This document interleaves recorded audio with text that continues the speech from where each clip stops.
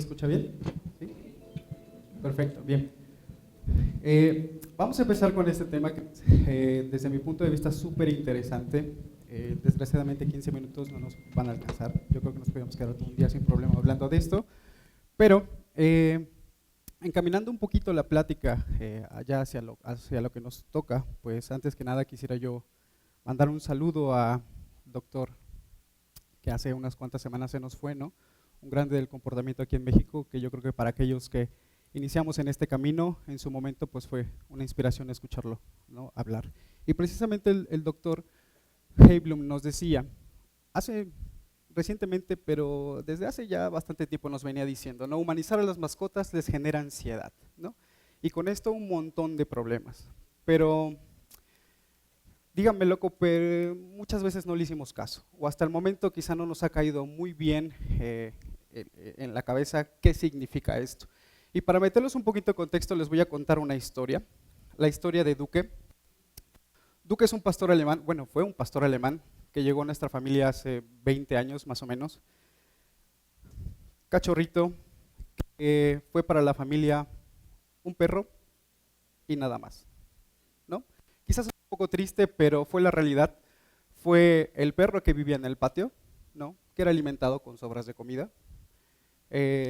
Su función era cuidar la casa, ¿no? Nunca socializó con otros perros, otras personas, porque lo que nos interesaba era que cuidara la casa, ¿no? Nunca conoció al veterinario.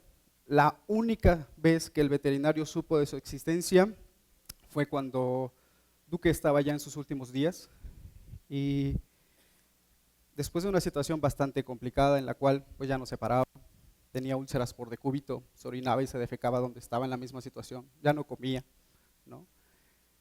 Mi padre decidió ir a ver al veterinario y entonces, en aquel entonces el veterinario le dio el pentobarbital, le dijo, aplicas el intracardíaco y listo, ¿no?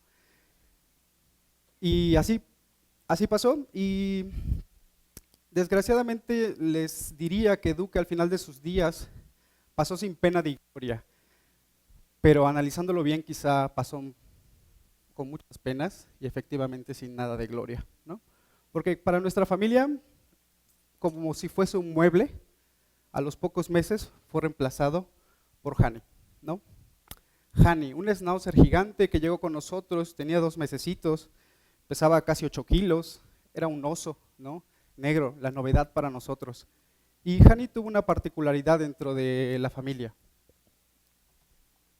y es que ella ya no vivía en el patio, ella ya dormía dentro de casa, tenía una cama, se adueñó de uno de los sillones, aprendió a abrir el refrigerador y se servía a placer cuando no estábamos, ¿no? Abría la alacena, sacaba las cajas de leche y se las tomaba en la sala y nadie le decía nada. Visitaba al estilista con regularidad porque era un schnauzer gigante, ¿no? Necesitaba arreglo. En ese entonces todavía no era veterinario, entonces sus visitas al veterinario eran frecuentes, ¿no? Para llevar control de displasia de codo, displasia de cadera y demás. Y precisamente este año, después de 14 largos años de convivir con ella, decidimos dormir y me tocó hacerlo a mí. Y una vez que lo hice, en los días posteriores a la situación, en mi estado de depresión que tenía por haberla perdido, porque Hani sí marcó en la familia un antes y un después, ¿no? De los perros que estaban dentro de casa, me puse a analizar un poquito todas estas situaciones. ¿Qué fue lo que pasó? ¿Qué tenía diferente Duque y Hani? Que Duque fue solamente un perro y Hani fue parte de la familia. Pues no lo sé. Pero la familia empezó a generar empatía hacia los animales, ¿no? En este caso hacia Hani. Nos preocupaba el hecho de cuáles eran sus necesidades y poder satisfacerlas, ¿no? O sea, Hani comía de las mejores croquetas que podíamos darle, ¿no? Atención veterinaria constante, arreglo constante, ¿no? Entonces empezamos a preocuparnos un poquito de lo que necesitaba y tratábamos de cumplirlo al 100%. Pero eran otros tiempos, ¿no? No sé si ustedes recuerden, pero esta era la estampa que nos vendían hace más de 20 años, ¿no? De una familia perfecta. Mamá, papá, los hijos, un perro. Tener una casa de Infonavit y un suro era yo creo que lo máximo a lo que podíamos aspirar, ¿no? era tener la vida resuelta para muchos, ¿no? Entonces, eso era lo que nos vendían y eso era lo que vivíamos en aquel entonces. Pero algo pasó muy interesante y es que, por decir, los que estábamos aquí, que éramos parte de esa familia perfecta, crecimos y nos convertimos en otra cosa, ¿no? Y empezamos a hacer esto, los godines de ahora, ¿no? Somos los millennials, ¿no? Que les llaman millennials. Una generación bastante complicada desde el punto de vista de muchos, ¿no? Una generación que trabaja mucho, gana poco, tiene menor valor adquisitivo, ¿no?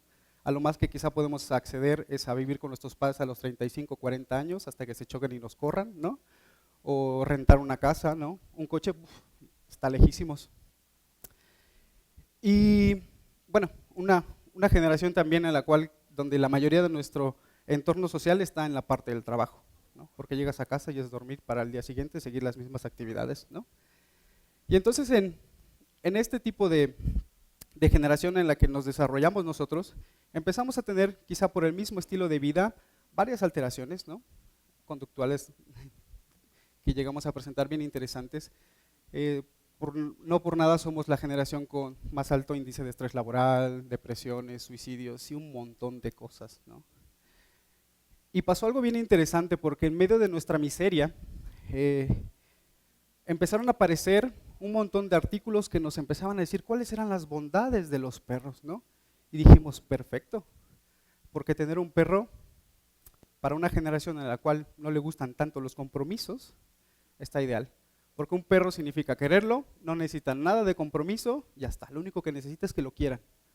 Está perfecto, ¿no? Y nos empezaron a hablar acerca de las capacidades que tienen los perros para, cuando tenemos un perro, sentirnos aceptados, cuando hablamos con él, generar seguridad a la hora de hablar con un individuo diferente a nosotros, ¿no? Inclusive cuando es un perro. La capacidad que tienen los perros de servir como un lubricante social para unirse a otros grupos o conocer personas nuevas, ¿no? Y ya hablamos sobre los beneficios que tienen sobre reducción de estrés, depresión, que bajan los niveles de presión arterial y un montón de cosas, ¿no? Entonces nos brillaron los ojos y dijimos, ya está, tenemos la vida resuelta. Puedo seguir trabajando y llegar a casa y llamar a mi perro, porque mi perro no necesita otra cosa. Y creo que ahí fue donde cometimos el error más grande, ¿no? Porque pasamos de empatizar con los animales, de preocuparnos de cuáles eran sus necesidades y tratar de suplirlas, no solo necesidades fisiológicas, sino también sociales, conductuales, ¿no? Y pasamos a atribuirles situaciones, bueno, emociones, sentimientos, necesidades y deseos humanos, ¿de acuerdo? Entonces ahí fue donde cometimos el grave error y entramos en el campo de la humanización, ¿no? Y entonces tenemos ahora un nuevo estilo de familias, ¿no? Conformados quizá por dos parejas que no se casan y que tienen 3, 4 perritos, ¿no? Que son como niños, y incluso me ha tocado atender varios propietarios que es una pareja y el perro tiene su cuarto propio, ¿no? Arreglado quizá mejor que cualquiera del cuarto de ninguno de nosotros, ¿no? Empezamos con este problema y no es un problema quizá que sea exclusivo de México, ahorita que estamos en el Congreso de León, ¿no? En países de primer mundo, y lo pongo entre comillas bien grandes, ¿no? Estos son unos resultados de unas encuestas que hicieron vía internet sobre cuáles eran las características de manejo que tenían los propietarios con sus mascotas. Y muchos indicaban que querían y manejaban al perro como si fuese un niño, ¿de acuerdo? Y los índices son súper altos, ¿no? 75 en Alemania, 65 en España, 63% en Polonia. Y en América Latina, ¿cómo creen que estemos? Yo no creo que lleguemos a esos mismos, pero vamos para allá, ¿no? Porque quizá aquí en México tenemos esos puntos que nos meten ruido con los animalistas y algunos otros que son como muy apasionados, ¿no? Pero en general la población quizá no es tan allá. Pero en este problema de la humanización pareciera que nosotros fuimos los que cometimos el error más grave. Y no es tampoco tan cierto, ¿no? Parte de la culpa también lo tienen los estúpidos y sensuales cachorros, ¿no? Que con sus orejas, los ojos grandes, sus narices chatas, las barbillas pequeñas y la cabeza redondeada, si lo explicamos desde un punto de vista de las neurociencias, lo que hace es que despierta en nosotros un instinto de protección, ¿de acuerdo? Y entonces nos hace querer protegerlos, amarlos, quererlos, abrazarlos, ¿no? Como las Elviras, ¿no? Que aquellos que son contemporáneos y que vieron los Looney Tunes me entenderán, ¿no? Pero eso es lo que generan este tipo de características y que se van acentuando conforme el cachorro es más pequeño. Y entonces, ¿qué es lo que estamos viendo ahora? Propietarios que adoptan perritos cada vez a edades más tempranas, ¿no? A mí me ha tocado ver cachorros adoptados a los 15 días, al mes, mes y medio, que empieza a ser cada vez más frecuente. No es la norma, pero empieza a ser cada vez más frecuente. Y nos olvidamos de algo bien importante, y es que dentro de estos periodos principales en el cual implicaría el periodo de transición y parte de la socialización de los cachorros, la madre enseña conductas bien importantes a los cachorros, ¿de acuerdo? Una de esas conductas es el desapego, ¿de acuerdo? Porque cuando el cachorro conforme va creciendo y la madre oye al cachorro, a veces atiende, a veces no, y entonces el cachorro con este desapego va aprendiendo tolerancia a la frustración, ¿de acuerdo? La otra es que durante este periodo también el cachorro aprende cuál es el lugar adecuado para poder orinar, defecar, cuál es el lugar de comida y cuál es el lugar de descanso. Aprende a diferenciar estos espacios. Y otra que pues no es menos importante es que cuando el cachorro ya está un poquito más grande y empiezan a jugar entre los hermanos y uno es un poquito más manchadito en el juego con el otro, lo que hace la madre es corregir ese juego. Y entonces le enseña al cachorro a moderar la mordida y a modular la intensidad de juego, ¿de acuerdo? Y entonces, cuando adoptamos cachorros a muy temprana edad, lo que tenemos son cachorros que no tienen inhibición de la mordida y todo destruyen, todo muerden las manos, muerden zapatos, muerden todo, ¿no? Una baja tolerancia a la frustración y son cachorros que no les das algo y se la pasan ladrando todo el día o inclusive se vuelven agresivos porque no les dan algo que quieren. Empiezan a generar un hiperapego bastante importante y es el perrito que anda atrás del propietario todo el día, ¿no? Que se mete al baño y el perro está ladrando afuera del baño para que lo deje entrar, ¿no? Y una dificultad en la comunicación. Dificultad o incluso a veces una incapacidad. ¿Por qué? Porque hay veces ese cachorrito que queremos proteger no sale a la calle sino hasta que tiene 3, 4 años. Y entonces el perro es completamente incapaz de comunicarse con otros perros. Y ya ni hablar de personas, ¿no? Porque todo le da miedo. Y entonces, lo que sucede es que estas características empiezan a generar un problema de conducta, que si lo ponemos bajo una definición, muchas veces las conductas que marcan como problemas son biológicamente correctas, pero fuera de un contexto adecuado. ¿De acuerdo? ¿Me explico? Es decir, el marcaje con orina es una conducta completamente normal, pero no es normal si la hace la almohada del propietario, ¿no? Y entonces se vuelve una conducta que puede ser molesta y o peligrosa para el propietario o el perro.